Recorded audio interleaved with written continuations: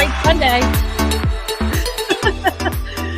My friend Javier that was here last week was making fun of me because I dance on my streams, but I can't help myself. I'm a spaz. I gotta dance.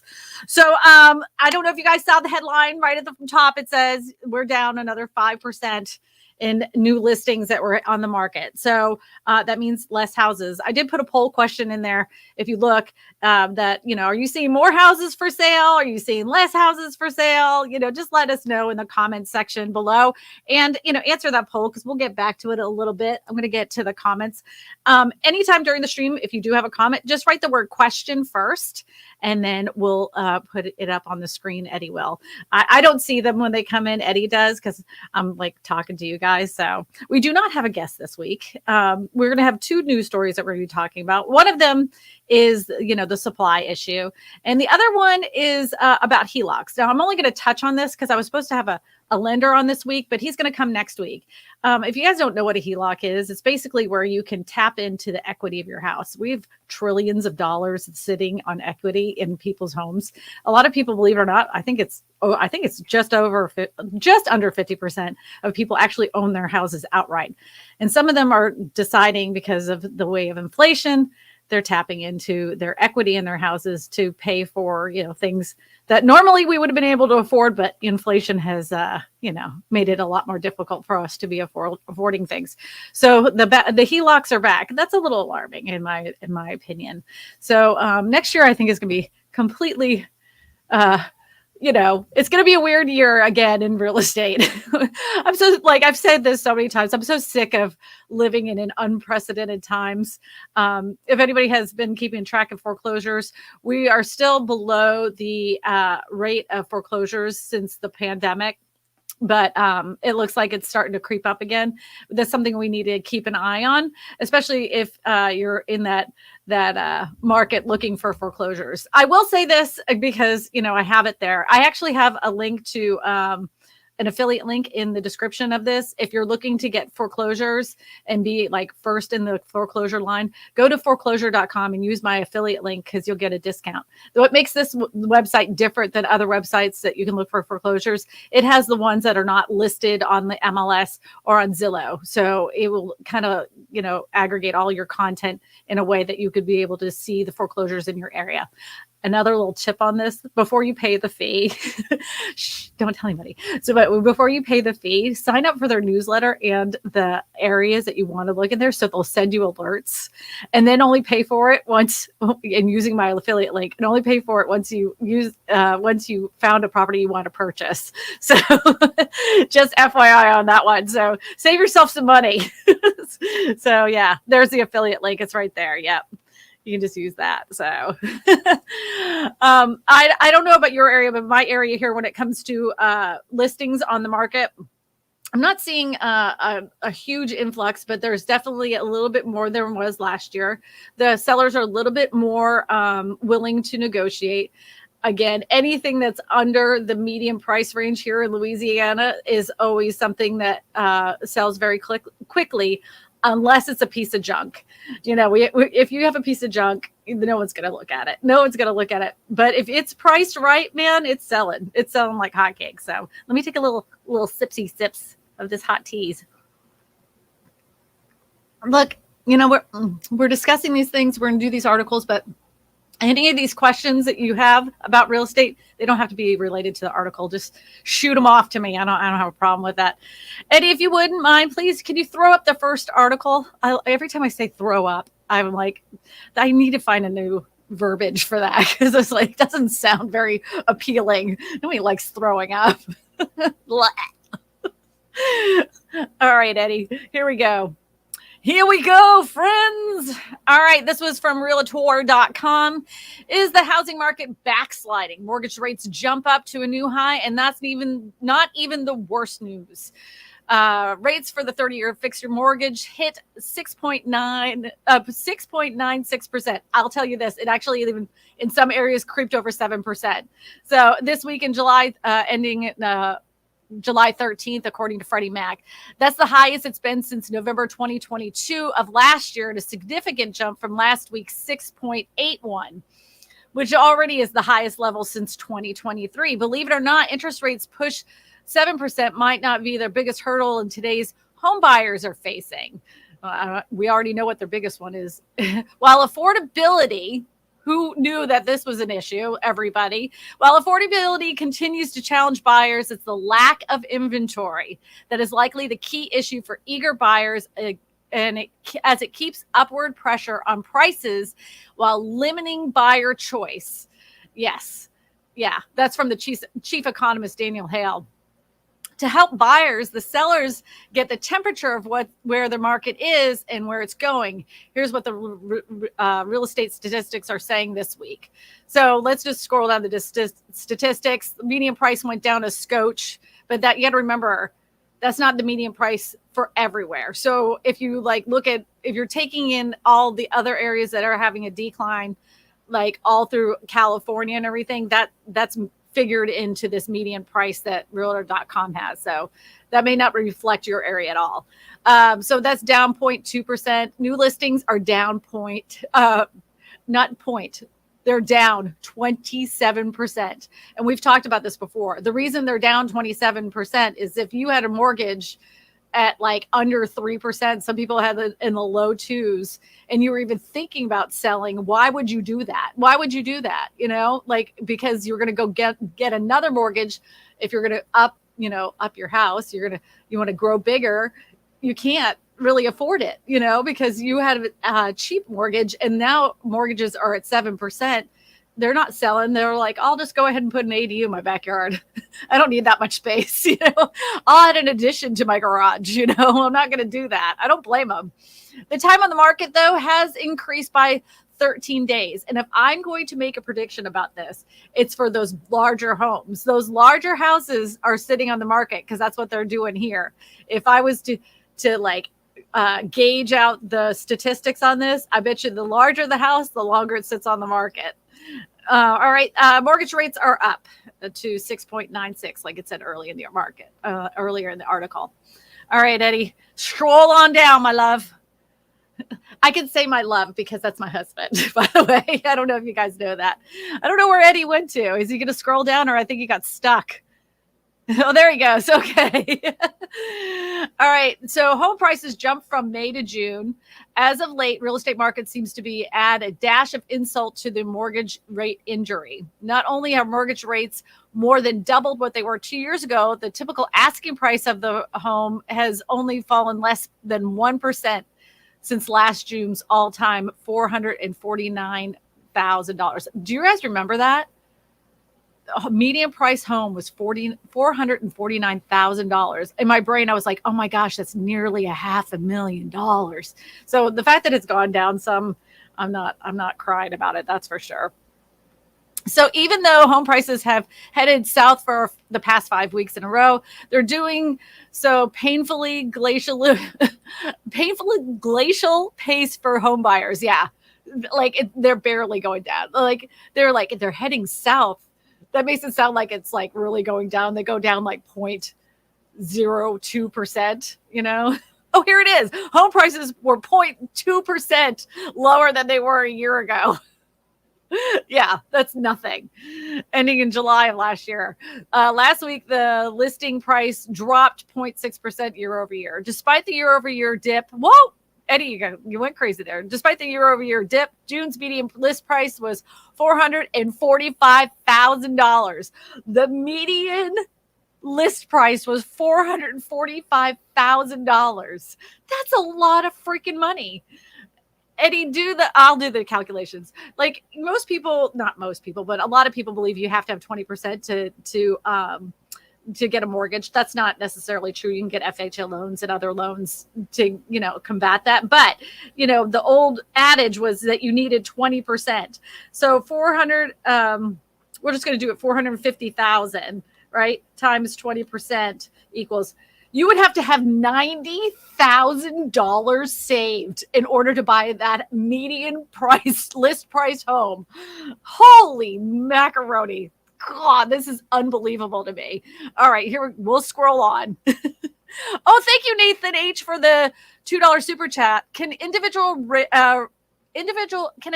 raise area market value? Can an individual No, but if a corporation owned a good chunk of, let's just say, the rental market, they could dictate the market price because they own the most rentals in the area. An individual person, I mean, I guess an individual person, if they owned tons of properties in one specific concentrated area, they could dictate market price. But that wouldn't necessarily be the thing. Like, they would have to own a boatload. Anyways, thank you so much for your question and for the super chat. I appreciate you. All right, back to the article.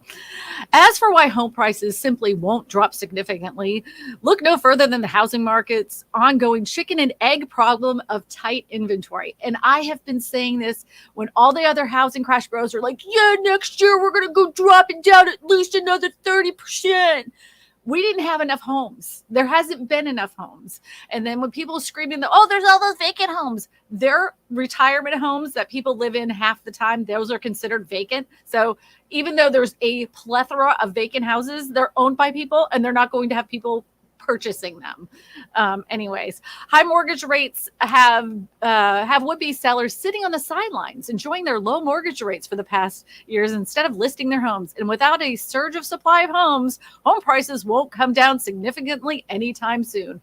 Which I've been saying. It doesn't make for very sexy videos because people don't want to hear that, but it's true. We just don't have enough houses. I think we're like it depends on the article you're reading, but they're saying there were about 4.7 million single family homes short, but they're trying to fill that in with build to rent, which I do not like. All right. The matchup between buyer demand and limited for sale inventory keeps us afloat, explains Hale. As potential home buyers are experiencing another grim real estate data point, active inventory. This is it. Active inventory fell 5% for the week ending in July 8th compared to a prior year. And this really stinks because a lot of people purchase homes during the summertime because that's when they want to get their kids settled in. And this is going to be a problem because most of those sales happen in July, right? Because they want to get them all settled in before the school year starts. Here in the South, it starts in August. So we have a lot of activity at the end of June, in the beginning of July, to get those homes sold. With the lack of inventory available, a lot of people are scrounging. And again, who's there to save the day? Corporate and build-to-rent properties. Ugh. Anyways, as active inventory, both old and new, but fresh listings have surpassed a year of declines. They are down for the 53 weeks in a row, and by 27% from a year ago of a week ending in July 8th. I think that for some of the housing crash bros, they thought that because of the economic climate and normally in typically during this time when you have rates of inflation going up, that usually means that a lot of people are losing their jobs. And with the last housing crisis, a lot of people lost their jobs and they lost their homes. So I think for them, when they were looking at some of this stuff, they were like, oh, all the indicators are there. More people are going to end up in foreclosure, and we're going to see a lot more homes on the market. And I think they had the anticipation that a lot more builders were building more than, I don't know what their connection was, but that is the only reason I can see why they didn't see it the way I was seeing it, which is we don't have enough houses. If you don't have enough houses for the first-time home buyers, that's what causes what we're seeing today. If you can't get people, less and less millennials were able to purchase a home. And you can give all your reasons, because they didn't eat avocado toast. No, that isn't it. There's a lot of people that are very, very well working individuals that they even have a 20% down payment, but they can't find anything in that price range because we haven't built smaller homes. And I don't blame the builders for this either. It's a complex issue. You can't blame the home builders for not building smaller houses. They're trying to make money on their bottom line too. So they're going to make more money per square foot. So they're building these homes as big as they possibly can on every single lot because it makes them more money. It makes sense for them. They didn't build as many houses as they had in the past either, because what happened with the last housing crash was they were left with a ton of inventory and no home buyers, and a lot of them went under. So they saw the writing on the wall. we need to build more smaller homes. And the only way that that can happen is there needs to be incentives for home builders to do it. Tax incentives, whatever it takes. And I'm just going to get on my little, I'm going to grandstand a little here. If you are in a community and you're seeing more of these build to rent communities pop up, this is dangerous. And the reason that it's dangerous is because it is causing a problem of a divide. You're letting the first-time buyers be in rentals.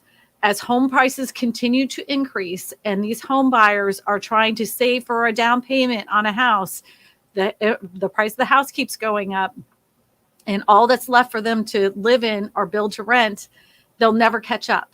They'll never, ever catch up.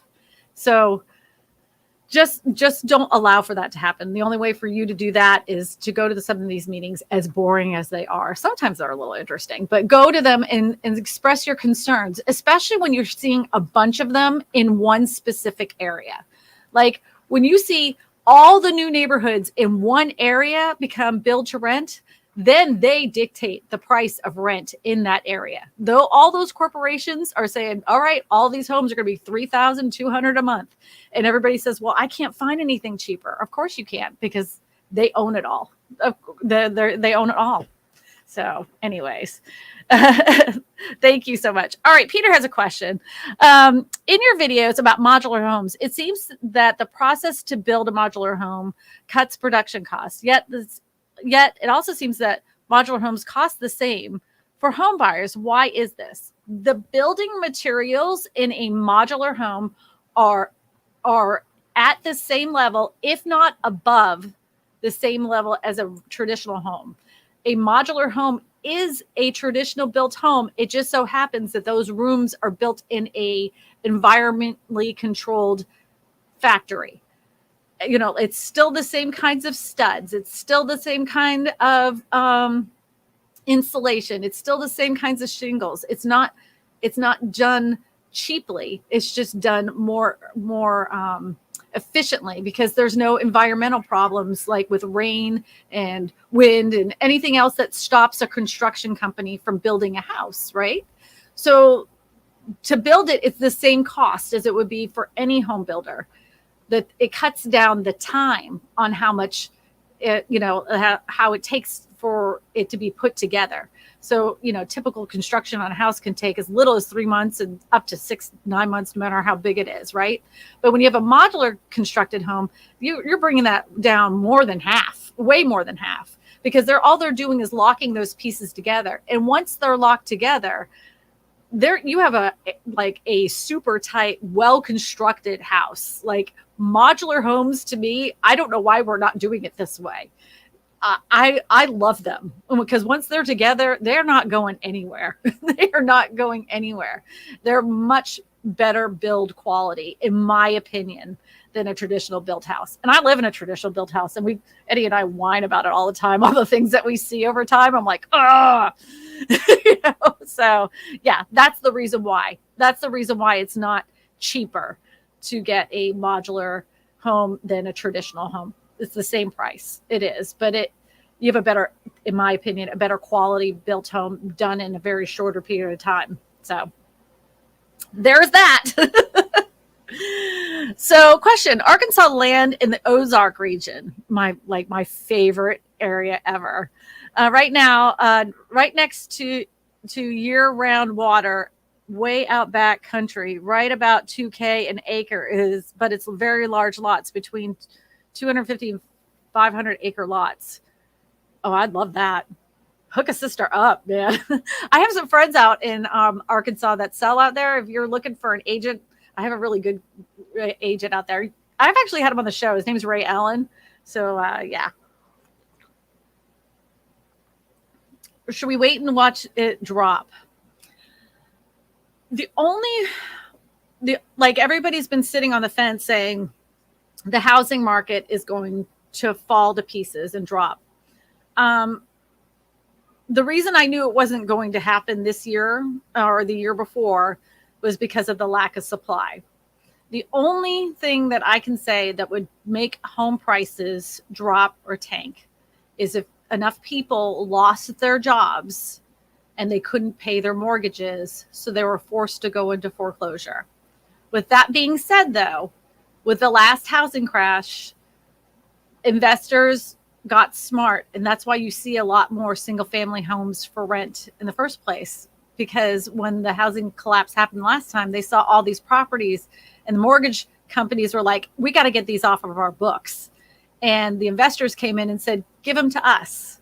And they, put some new carpet in, they put in some new paint, and they started renting them out. And they were like, this is a cash cow. They saw this thing that they were basically trying out, and it made them so much money. What did they want to do? They want to keep giving more money to their investors. So they kept buying more properties, more of these foreclosed, dilapidated properties, fixing them up and renting them out. That's my fear of going in, like hoping for a big foreclosure crisis. I don't think you're going to see as many foreclosures that you would be hoping for, because they sell them in bulk. Whenever a bank is underwater, they have to get that off their books and get them off fast. The best way to do that is dump that onto an investor that's willing to take the risk. So, question: are there realtors who specialize in foreclosures, Susanna? I will say yes. So if you go to almost any MLS in the country, I'm telling you, every single MLS has one brokerage or two or even three brokerages that only specialize in foreclosures. They list all the foreclosures. They have all the paperwork of the foreclosures. Every listing they ever get is a foreclosed property. We have a couple here. We have two. And just know that when you can look at their stuff on their website, but I will strongly suggest you getting your own individual representation to buy one of those foreclosed properties. And I would work with somebody that has been doing foreclosures for quite some time. You can interview them. Whenever you work with an agent that works in the same exact office or the same exact brokerage, sometimes I don't know how to say this without making it sound, I do not like dual representation. And to me, that feels like dual representation because they're there to represent the seller who's the foreclosed company.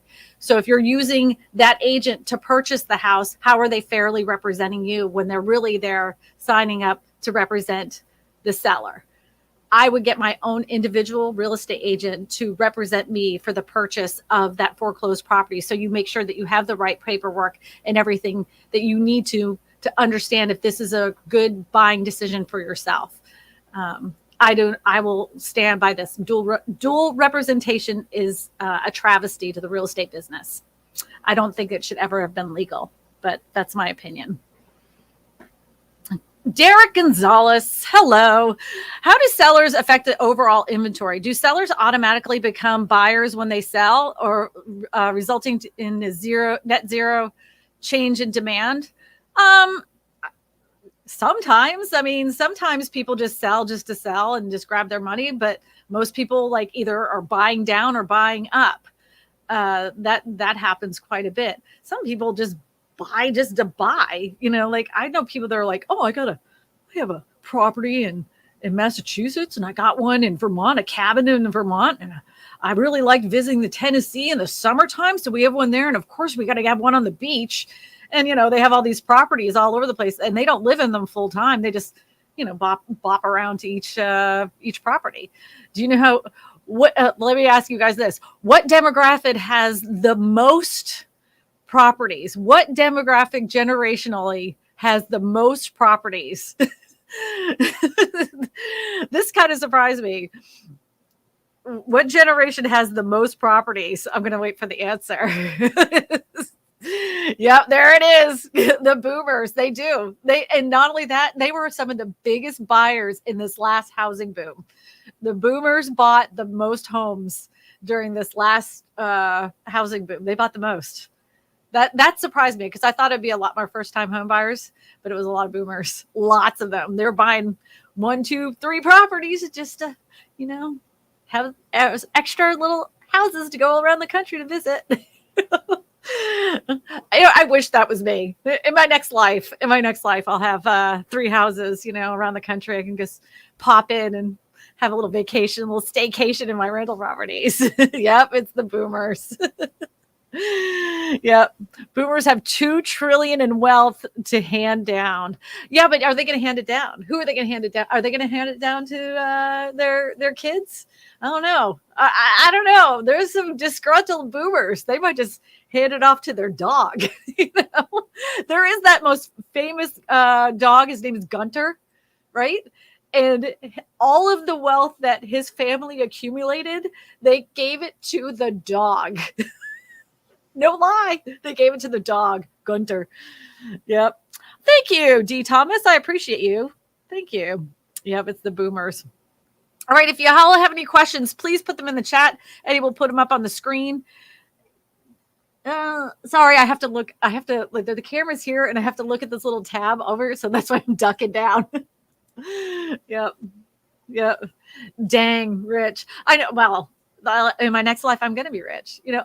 Oh, did anybody win that Powerball, by the way? Wasn't there like a huge Powerball recently? Did anybody win it? I can't win it if I don't play it. I never play. I always say I'm going to play and never play. All right. Kina, I hope I said your name right. Kaina? Anyways, I hope I pronounced your name correctly. For USDA loans, in your opinion, would I be better off applying for a USDA directly or picking a lender and asking them for a USDA loan? That depends on your area because like some, just like anything, some USDA offices are slower than Methuselah, right? And then other ones are really quick. So I would just interview them. That's what I would do. Here, I always just pick somebody that's very proficient in USDA loans because it is a different process than the traditional loans. Some lenders won't touch them, and I don't know why, but they're great. You know, they're a great loan product, especially when you're getting into your very first house. So, and don't let anybody talk you out of it either. Like, I don't know. Sometimes people are like, "Don't get that. That's a terrible loan." Nope, it's not a terrible loan. Just go ahead and weigh out your pros and cons of any loan product you're getting and make that decision off of that. Most of us make our decisions off of the payment. Can I afford that payment at the end? You know, like I know it's 30 years. Tell me how much the payment is a month. Can I afford that? If I can afford a little bit more, maybe I'll go conventional, you know? Did anyone win? Oh, Eddie's, you're so great. Did anyone win the Powerball last night? No one matched the 6 winning numbers. Now it's estimated at $875 million jackpot. The jackpot climbed to $900 million the next day. Holy cow. Oh my gosh. $900 million. Okay, let's just we're going to play pretend right now. And I know this has nothing to do with real estate, but this gets my brain going. Let's just pretend. So 900 million, right off the top, government's going to take that, almost like you're going to end up with 400 million left. That is an inconceivable amount of money. Like, what are you going to do? Do you know what you should do? You should buy some tiny houses and house people. That's what you should do. Make a whole city of little tiny homes where people can find affordable places to live. That's the dream. Yeah, there you go. Just little 2-bedroom, 3-bedroom houses for those first-time home buyers. You build a whole little neighborhood. Kristina's in. All right. If I don't know an area, can I flat fee pay a realtor to help me find family land with a house? Roll a suggestion on the fee if possible. You don't need, honestly, S. Stewart, you don't need to pay a real estate agent to show you properties. So whenever an agent, buyer's agent, is going around showing you properties, they get paid once it's sold, right? So what they do is they negotiate with the family saying, hey, I have a buyer that's approved, that's interested in your property. There is a fee to this. And this would be, 2.5% of the sale of the home. And I will, the real estate agent will negotiate the fact that they'll do all the paperwork with the title company and everything. So that way you can go ahead and get your property. It happens all the time. For sale by owner properties, just because it's for sale by owner, that doesn't mean a real estate agent can't sell it to their buyer. I've had this happen several times. Client finds a for sale by owner. I contact the seller and say, hey, they've been approved. I have them here. Would you work with me? And then we negotiate a price for the fee for me to process the whole entire transaction. It's a lot more work on my end. And I make it very clear that I'm representing the buyer. I'm just doing their paperwork. That's all I'm doing. I represent the buyer. I'm not doing anything for you but the paperwork so it can close. So they don't feel like they have like representation from me.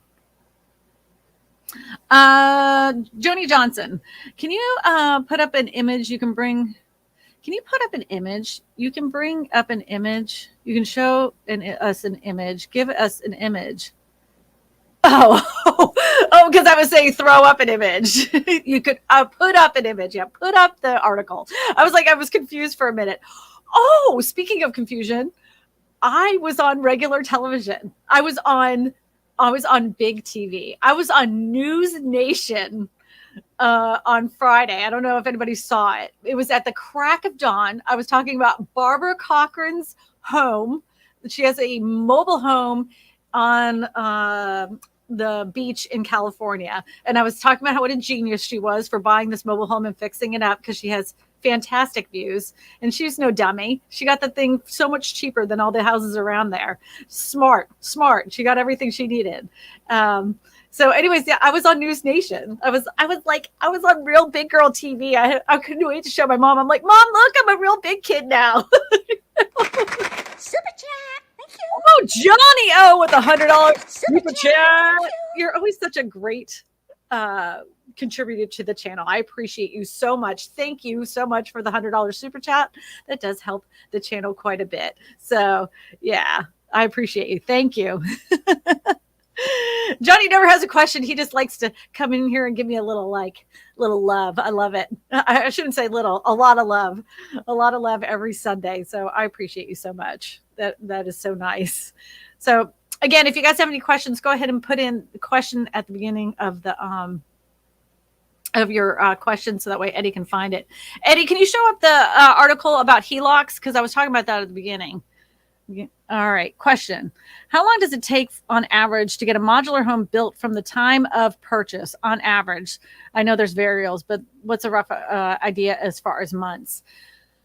Okay. So every state is going to have a different timeline than others. Like it's probably going to be faster in Texas than, let's just say, the middle of Oklahoma, because all the manufacturing a lot of it is done in Texas, believe it or not.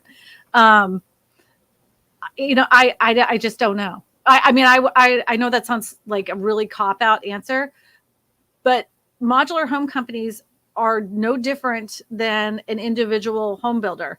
There's so many things that can happen. They can say, well, we can have it done between 3 to 6 months. Like a home builder always says that, between 3 to 6 months, and they hope they fall in the middle. But who knows? Because they were delayed, just like all home builders during the pandemic, because of supply chain issues.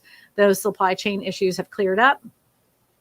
You still have to go in and talk to the design team.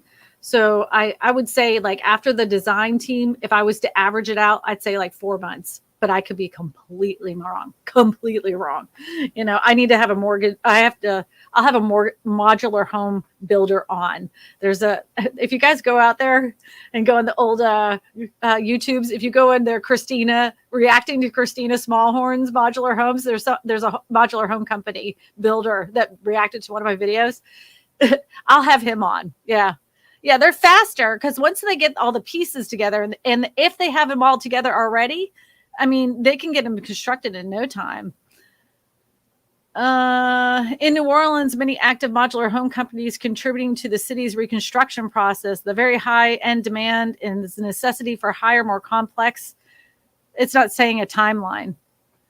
Modular home factories are capable of fabricating homes 24 hours a day, 365 days a year. They can have them done as little as 8 weeks. I've never seen that. Maybe they can get it done. New Orleans our area guaranteed a 12 to 16 week construction time. So for their modular homes in New Orleans, they guarantee a 12 to 16 week construction time. When was this article done? That's a very short time frame. I don't know if you guys know this though. It isn't just the fact that we have like supply chain issues and everything else. We have a lack of people that want to construct homes anymore, and don't say, oh, it's, nobody wants to work anymore. It's not that.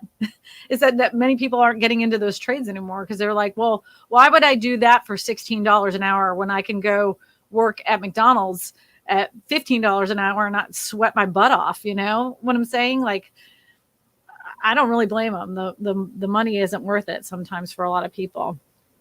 Jennifer Michael says, if you're moving into a new town in a different state, how would you research the area? Oh, this is my favorite thing to do.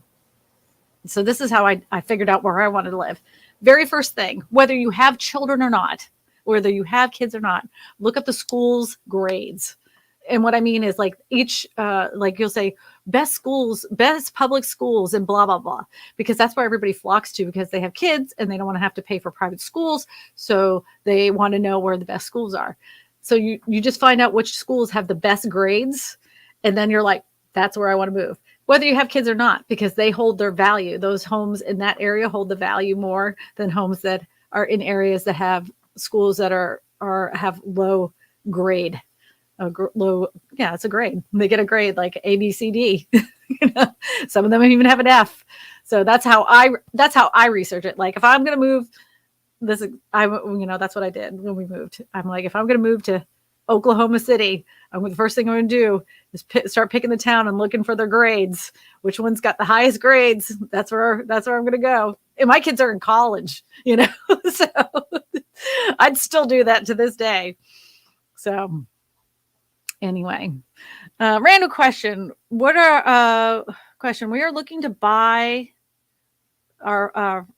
first for the first time. Which direction should we go? Modular or stick built? Well, you're gonna have to do a pros and cons list. That's what I tell people. So, to build a house is a pain. Honestly, if you want to put a stress or pressure on a marriage, nothing will do it like new construction. That's for sure. You let a lot of dirty laundry out when you're building a house, So the timeline for a modular home is going to be a lot less than a traditional stick-built home. Just know it's going to be cost you the same. But energy efficiency wise, at the end, once it's completed, you're going to do better with a modular home than you are a traditional stick-built home. They will, once you go to sell it, it will appraise just like a traditional home. I love me a modular home. If it was me going to purchase my very first home, I'd still go modular. Like I've told Eddie 100 times, our next home will be a modular. There's no doubt about it. Carol says, hi, Kristina. Is there such thing as an agent who helps renters, not buyers, find a house or apartment for rent? If so, where would I begin? Carol, honestly, no. Very rarely, very, very, unless you live in a town like, a major city like Boston or Los Angeles. Most of those, most people have like apartment buildings with sales agents that are in them. And most of the time that's not the case. If you're moving to a big city, most of those real estate agents are going to be show renters. I used to show renters. I stopped showing renters because they would do this thing. Like I just had bad luck, but I would go and show these people all these apartments. And then they'd say, oh, I went into this place when I went home. I stopped by this one place and found a place to rent after I've been showing them for 3 days. I was like, after that happened to me for the 5th time, I was like, you know what? I'm not showing renters anymore. This is a lot. This is a lot of work for nothing, But so any major city is going to have agents that have renters. If not, most likely you're just going to have to go into the sales office and talk to the sales agents that are there. They're not licensed real estate agents. They just represent the apartment complexes and everything. So, and here's Johnny.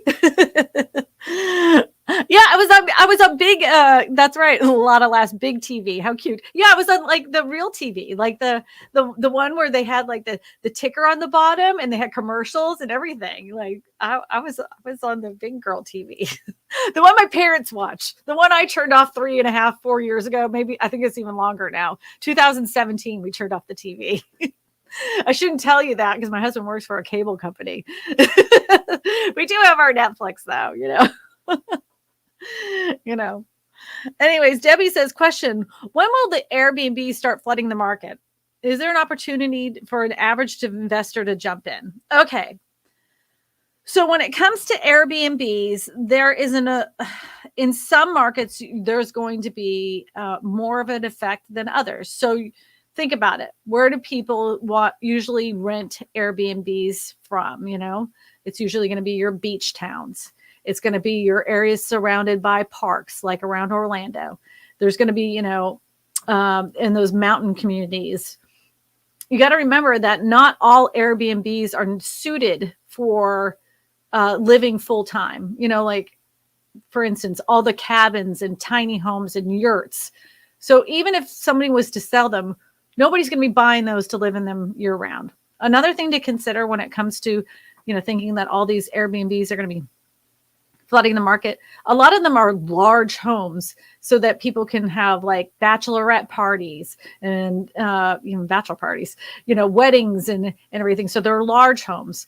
Then we get back down to like the smaller little 3-bedroom homes with a pool.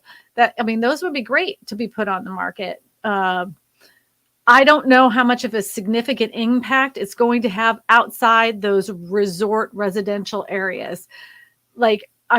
I can honestly tell you in my area, if all the Airbnbs fell out tomorrow, it wouldn't make any significant difference in our real estate market. Not at all. It would just be nice to have a few more houses that are on the market. Yeah. So when people say, oh, the Airbnb market is going to crash the housing market. No, it's not. It's not. And there isn't as many Airbnbs as you think. Some of them are like little apartment buildings and stuff, So all they'll do is they'll take those all those short-term rentals and then turn them back into long-term rentals. So only thing that would possibly help is the rental market, in my opinion.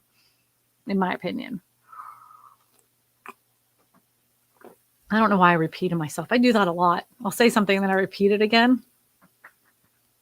My husband just texted me. He did a little background message and he said, time to play Powerball. I don't know. Maybe we will, maybe we won't. All right. Bob Curran says, if buying home and home inspection shows termite in the laundry room walls, thoughts? Would you buy a home who is responsible to treat and take care of the termite problem in New Jersey? So I can tell you how it works in Louisiana. So we have termite. In order for the house to close, most of the time, the buyer's agent, they should ask for a wood destroying insect addendum. In that addendum, it states that, we're going to do a full inspection, make sure there's no termites. If termites are discovered, it's up to the seller to repair any damage that is done.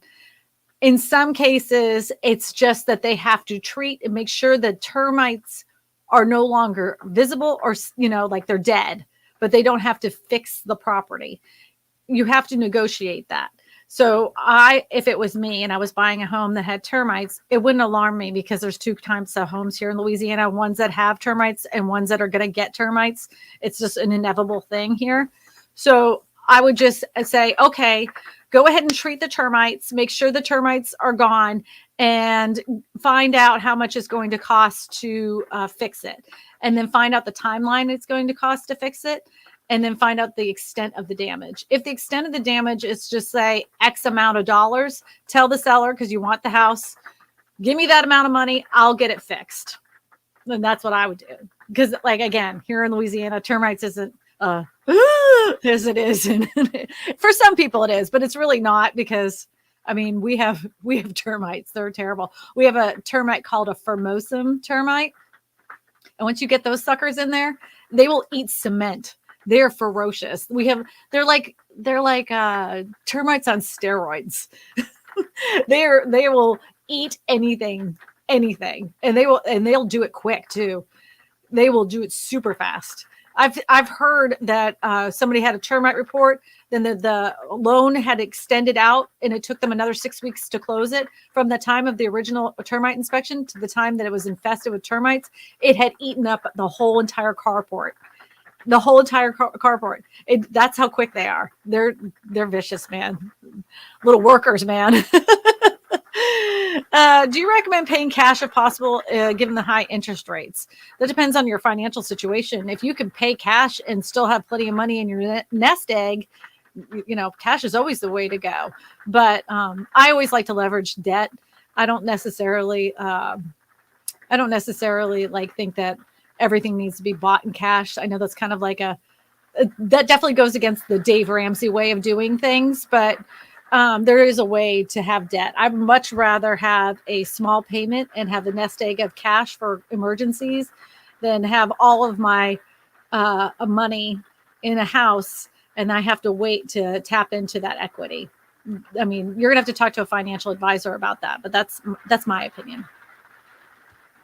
Question: how long do you see a lot of new grads having issues moving out the first time since rent has increased to $1,200 and up, at least in North Carolina? Well, this has been an ongoing issue. Matter of fact, I believe it was Debbie in the chat. Somebody just sent me a video from it was Debbie Brady. She sent it. This video was 7 years old. 7 years old. And these poor people who had children were stuck renting because everything got so unaffordable, right? Then the rent would go up, but also the prices in the area kept going up. This has been an ongoing problem. It's more visible to the rest of us, but this is something that's been happening for years in the larger cities. And now it's facing us in these smaller cities. I don't predict it getting any better unless we have some kind of economic crisis where the job market falls out, where people lose their homes. That would be the only way home prices fall. Or we had an extensive amount of home building that started going up overnight. So I don't know if you guys can hear it. Yeah, you guys can hear it. The rain. The rain. I hope it doesn't get too loud. This is fine, but I hope it doesn't sometimes it gets so loud in here, I can't hear myself think. Debbie has a question. Oh, Eddie, you already put this question up here. Remember, we just had the whole discussion about Airbnbs. My dog is the most financially responsible person I know. My cats are I say I'm in the most abusive relationship with my cats, because my cats, they're kind of saucy. They kind of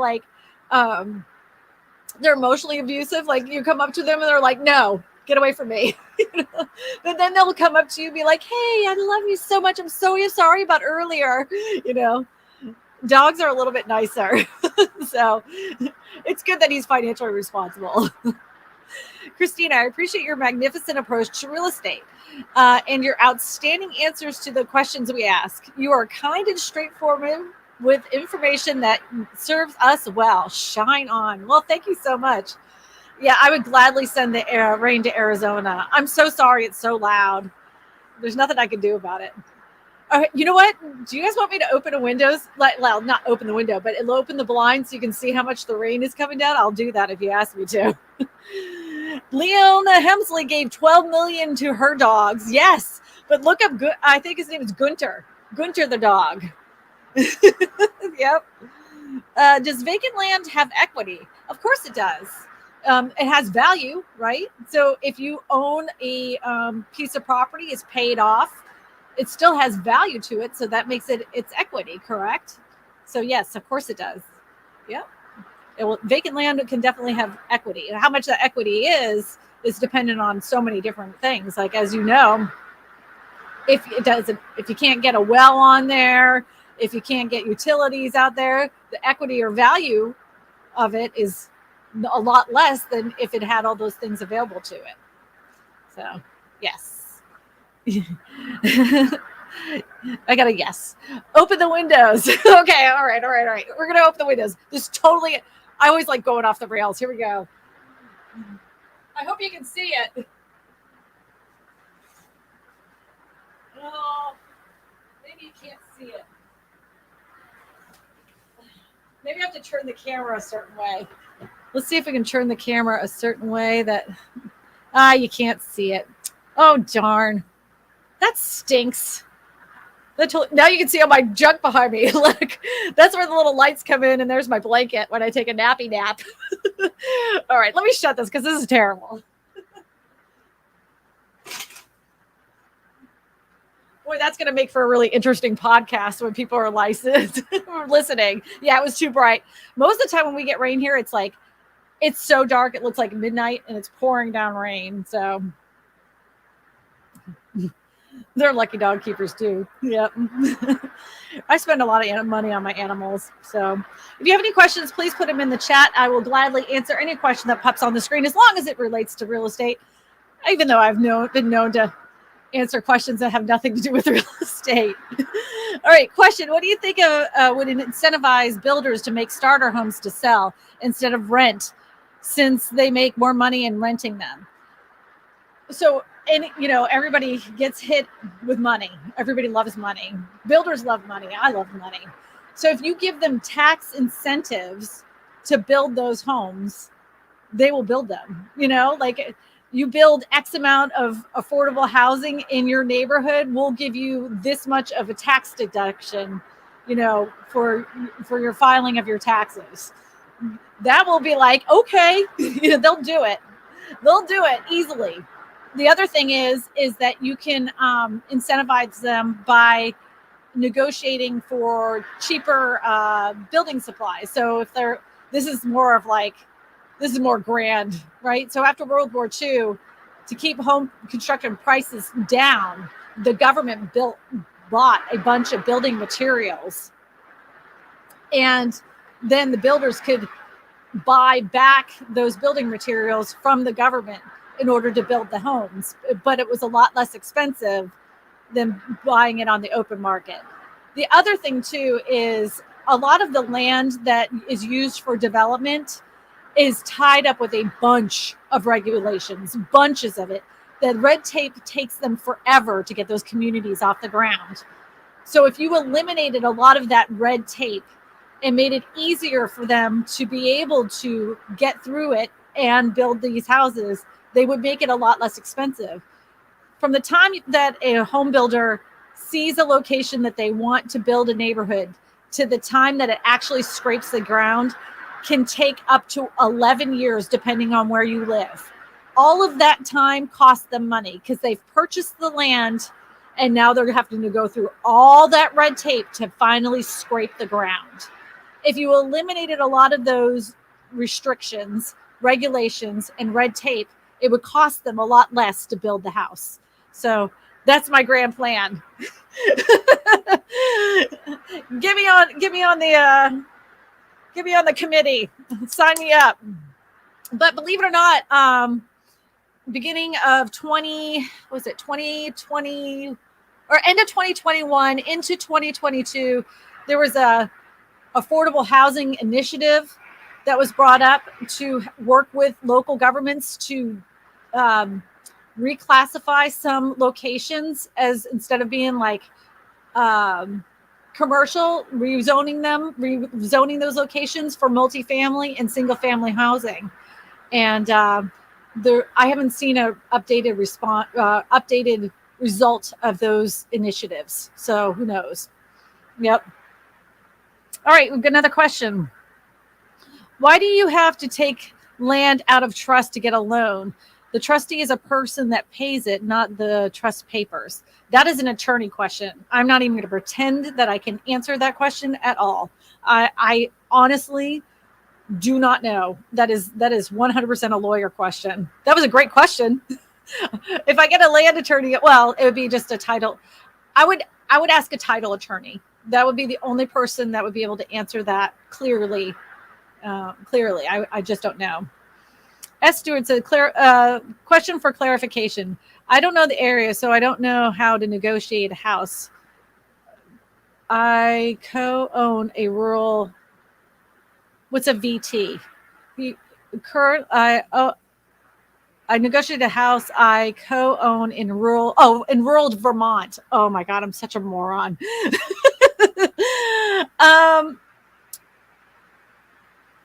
So I don't know how to negotiate a house I co-own in a rural Vermont. Well, so you're just wanting someone to like basically give you a rundown or just kind of talk through your transaction. What I would do is I would contact your local title office. Most likely they'll have a conversation with you for free. I know our title offices do it all the time. So that's what I would do. Yeah. So if you wanted to negotiate a house, and you're just wanting to pay a flat fee to a real estate agent, but you already co-own it, I would talk to a title attorney. That would be my advice. Or a real estate attorney. Some areas call them something else, but here it's a title attorney. Eddie's got some questions for me in the back end here. Oh, Vermont. He was telling me it was Vermont. Sorry. I know, like I'm a moron, Eddie. Sometimes I'm just a dingbat. So, yeah. Any thoughts concerning the Airbnb market? Well, I touched on a little bit. I don't have that much concern. The only thing I can say is I don't know if you guys have been following what's been going on with Airbnbs. I would be hard pressed to rent or get an Airbnb in this day and age with the amount of fees and what happens with the hosts and them wanting you to take off the linens. And I don't know, like I personally, every time I stayed at Airbnb before, I never had to do any of those things. I went there, I stayed, I didn't leave the place a mess. We even took out the trash, but that was pretty much it. Now these hosts are asking for people to wash their linens, make sure you take out the trash, like vacuum all the floors, like go stay at a hotel. Like I don't want to do that. I don't go on vacation to like clean up after myself. I go on vacation to be a pig. But I mean, not within reason, but I just don't see it making as a significant impact as some of the housing crash bros are doing. I think it will impact some markets, but it's going to be the markets that have a higher resort area like Orlando and those like coastal beach areas, so that have little houses. But even then it won't make that much of a difference because they'll just turn those back into long-term rentals. It's not that big of a deal. So anyways, it says, question, how do I prepare my 17-year-old to buy a home? Are there steps to take in the right direction? So with I don't know if I don't know how old your kids are, but I mean, I don't know if you know how old my kids are. One of them is 20 and the other one is 17. She works at McDonald's and you can't, like, it's very hard to teach your kids money. But the one thing I can honestly say is the 17-year-old that works at McDonald's has a goal. So every kid needs a goal. They need to have something that they want to work towards. They want to save their money towards, and they will work towards that goal. If they have nothing to work towards and you're like, like, look, this is your house and you're going to save for it in the future, they're going to be like, whatever, Dad, like, I don't want that. But if you say, if you save all this money now and you show them all the compounding interest, by the time that you're 21 and you want to buy a house, this is what you're going to make. Then they're going to be like, holy cow. Yeah. Then you have to show them in real numbers. You have to show them a real goal to attain. So that way they can see how their money can grow without them doing any work. And then they'll be all over it. Show them Roth IRAs, show them stocks and how much money they can make just from little investments. And they'll do it. My 17-year-old has a goal. And every time she gets a paycheck, she shows me how much her savings account is. And she's so proud of herself, and she should be, because she hasn't spent squat because she's trying to reach that goal. So give them goals. If you got a young kid, give them goals and show them exactly how much money they can make just by saving a little bit. And that it's not unrealistic, like some people make it seem like it's this mysterious thing, it's so mysterious how people make money. Show them that it's not mysterious. It's just some people don't want to save money. They just don't know how to save money. Show them how he could be a lot richer by making these tiny investments. So That's my advice. Question. Starting to see the headlines of Airbnb dropping 50% in some places. Have you been seeing this? Yes. Yeah, I have. And I'll stay on this. I don't believe that Airbnbs are going to make that big of an impact in the housing supply issue, which is, like I said before, about 4.7 million homes short of single family housing. Not only that, like a lot of Airbnbs are not just houses, right? They're townhomes, they're condos, they're yurts, they're all sorts of different types of structures. So even if like all the Airbnbs were to hit the market tomorrow, the only areas that are going to be deeply impacted are going to be high vacation areas. So, I mean, if that's what you're looking for, I mean, it's just one of those things. Everybody's been waiting for a housing crash for the last 3 years, and here we are. We're still seeing more and more houses that are going up in price.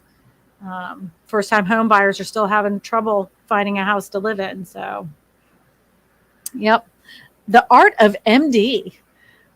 What do you think would incentivize builders to make smarter homes to sell instead of rent, since they're more money in renting them? Eddie, I already did this question. I told them to give them incentives. I told them about the incentives, tax incentives, building incentives. Eddie forgets the questions. Eddie. That's whenever years ago, I worked at a salon. Every time Eddie walked in the door, that's what they'd say. Eddie. Marjan USA says, question, do you think that the house prices will leave out of Arizona? Do you think house prices will leave out of Arizona? Well, it depends on the area. If you're talking about, do you think house prices will like drop in Arizona? I think in some areas, like in Phoenix, they have dropped, right? Though, like the reason why, like Phoenix, Austin, some areas around Las Vegas, all through the West Coast, they've seen more home price drops is because of the fact they've had more new construction in them. So of course they have more supply. The demand has gone down and they don't have as many people purchasing. So the prices come down. The majority of the United States doesn't have that supply issue. So even though you see headlines like, oh, the housing market's gone down, 0.3 or 5%, home prices have gone down that much, it really is insignificant when you live in like an area that doesn't have a lot of new construction. And you're like, why aren't these home prices falling? Arizona, I think, is a little different situation. It would depend on the area. You'll see more home price reductions in areas that have more new construction.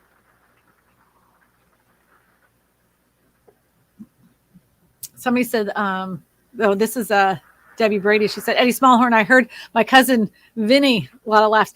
I have a brother named Vinny. That's no lie. I have a brother named Vinny. Who's your favorite TikTok account? Ooh, I have a couple. So there is, shockingly, I follow affordable housing people TikTok.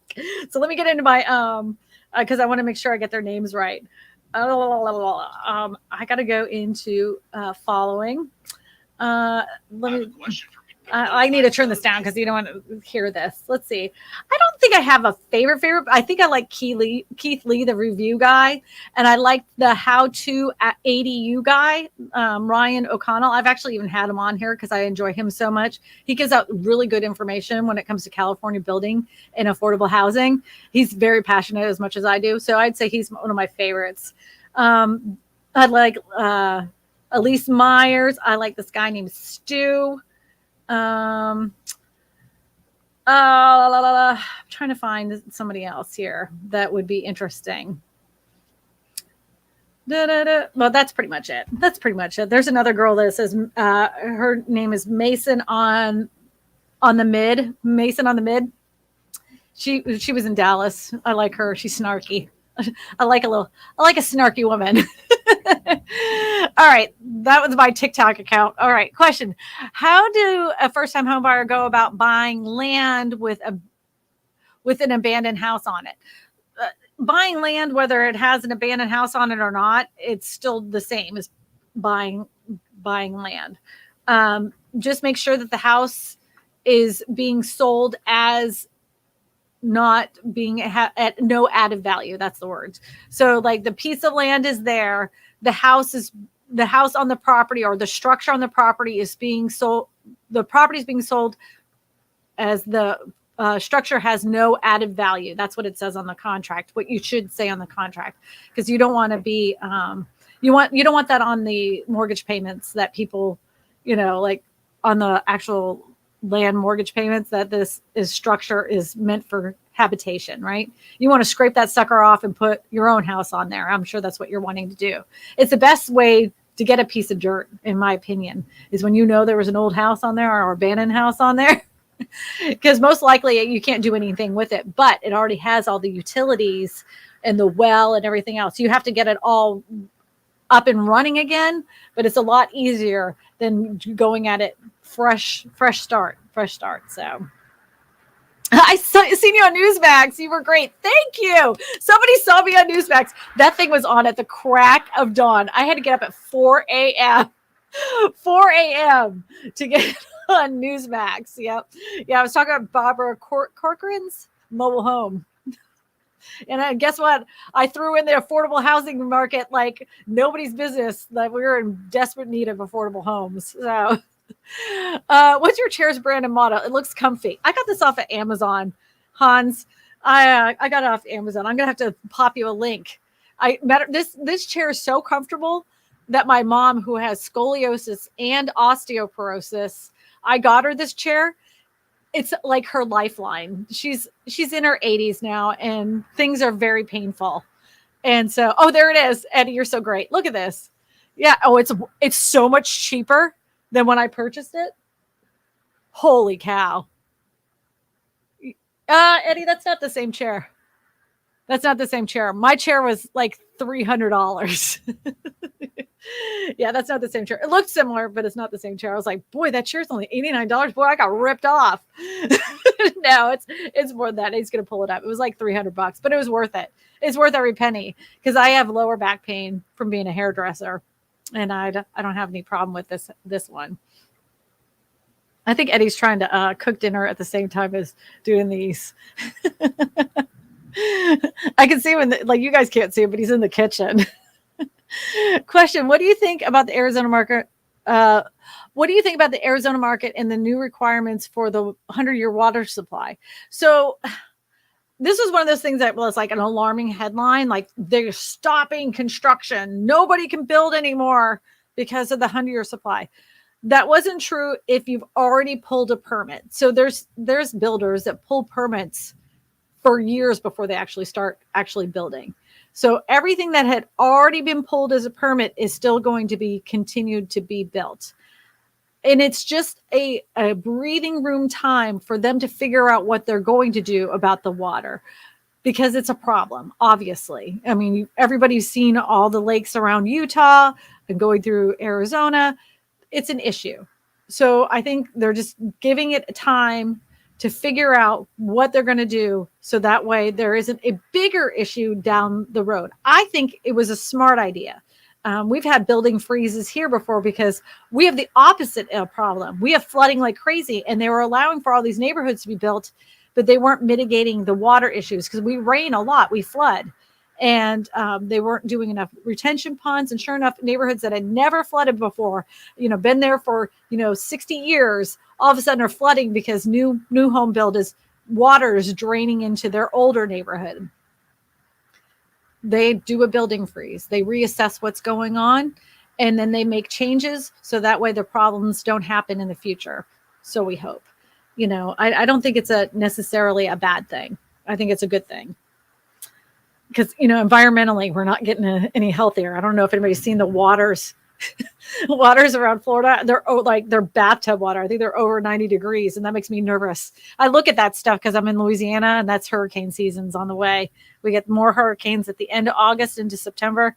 the strong ones. And that makes me very nervous when I see waters that high. So which home builder is best in terms of price and quality? Oh, that is a loaded question that by law I cannot answer. And it's an opinion based anyway, right? It would be just my opinion. I can't say that. Real estate agents aren't allowed to say that. We can show you all the testimonials. We can show you all the reviews, but I would say, this is what I'm going to tell you, is that any home builder, doesn't matter big or small, you need to go on the old Google webs, start researching people's, their company itself. Go to Facebook groups and start going into home building Facebook groups and ask them, hey, have you used this builder? What's been your experience? Start looking for reviews online. Don't just read the negative ones, but you can read some of the negative ones and see who's just being a negative Nelly and just wanting to whine, and the ones that have a legitimate reason. The one I was following recently was I'll just say an initialed builder. They're an initial builder, right? They use their initials. And this guy had the front of his house had like this kind of like brick facade on the front of it. And he looked at it, even though he bought it from a second buyer, the facade is literally coming off the home itself. And he kept going back to the builder because they have this new building act. He kept going back to the builder and they were like, oh no, we'll just put some screws in there and it'll be fine. He was like, this is not fine. There's water getting between the housing vapor barrier and this, brick veneer. Like, this is a real issue. So it took him actually going to TikTok and making a series of videos of all the things that were wrong with his house and how that not only was that brick veneer not attached to the house, inside the attic, the joists weren't connected at the roof line. They weren't connected at all. And so miraculously, all of a sudden, the initialed big builder comes out and fixes it instantaneously. He got it done in a day. Everything got fixed. A home inspector came through, checked it out, was perfect. But yeah, just really investigate those reviews. Go look on TikTok, see if somebody's made a video series on them, Yeah, like that's what I would do. I would check it out. So anyways, we're heading up at 1 hour and 12 minutes. We're going to get this last question in there. Question: which states are bad on the, we didn't finish the question. Which states are bad on the, Eddie, you put up, I can't finish that question. Somebody put the name of that builder I was referring to in the chat. I didn't say the name. I just said initials. So I'm in Spring, Texas. I see homes being built everywhere. What do they consider affordable? Well, that would depend on the area, right? So the median price right now of a home is like $379,000. But most people that are in the median income in the United States can only afford maybe $300,000, right?